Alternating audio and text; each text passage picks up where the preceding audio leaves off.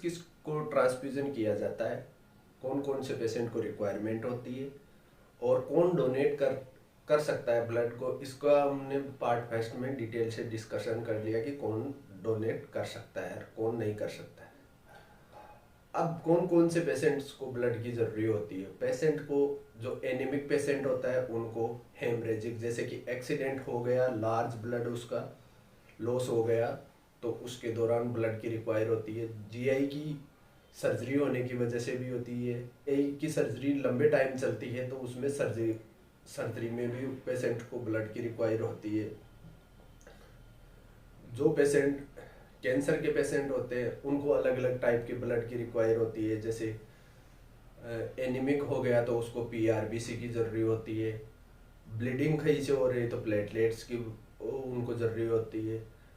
Blood clotting factors की जरूरी होती है।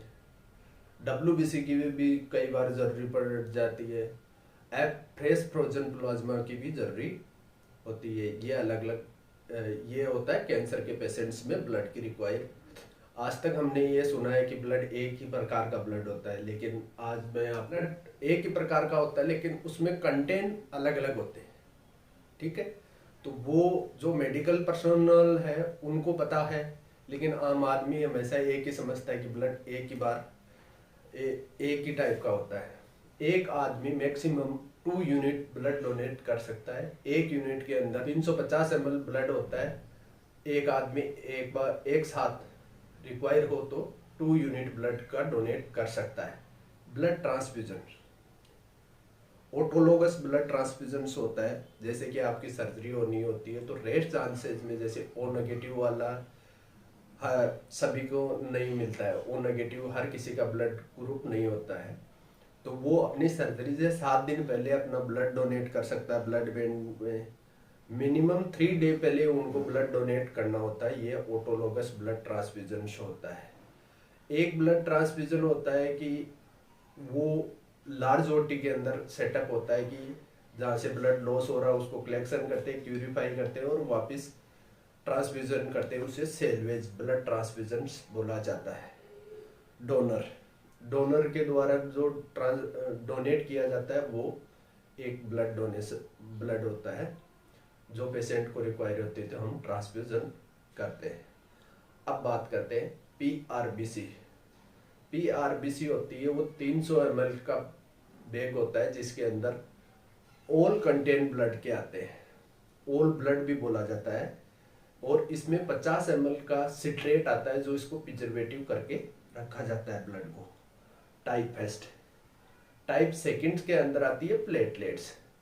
प्लेटलेट्स उस पेशेंट को जरूरी होती है जो हमारे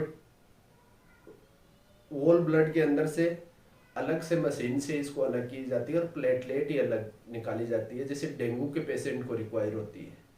जिस पेशेंट को ब्लीडिंग हो रही है तो उस पेशेंट को प्लेटलेट की रिक्वायर होती है। ये हमारे 1 यूनिट में 2 प्लेटलेट के बैग तैयार कर सकते हैं। प्लेटलेट को 7 डेज तक स्टोरेज कर सकते हैं।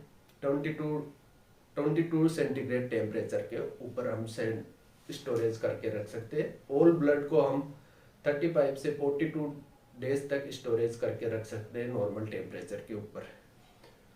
फिर इसके बाद में आता है फ्रेश फ्रोजन प्लाज्मा।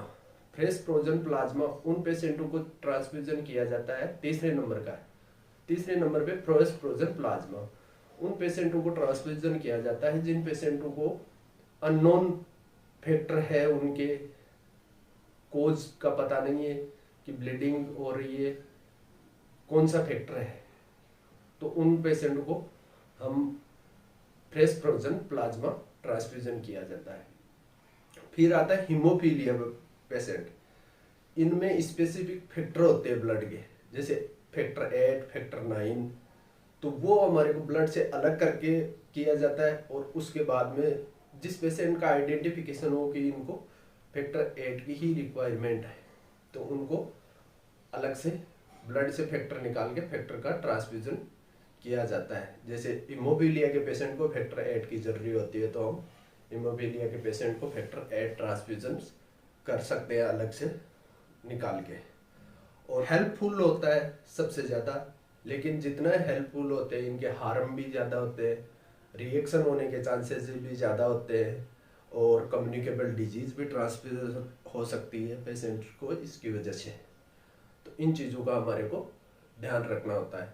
और एक 5वां नंबर होता है WBC।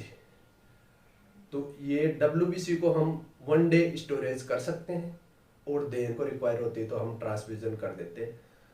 ये से ही ब्लड से रिलेटेड इंफॉर्मेशन जानने के लिए चैनल को लाइक करें, सब्सक्राइब करें, और नेक्स्ट वीडियो आपको बेल आइकन प्रेस करें, जो नेक्स्ट वीडियो ब्लड से रिलेटेड आपको मिल जाएगा।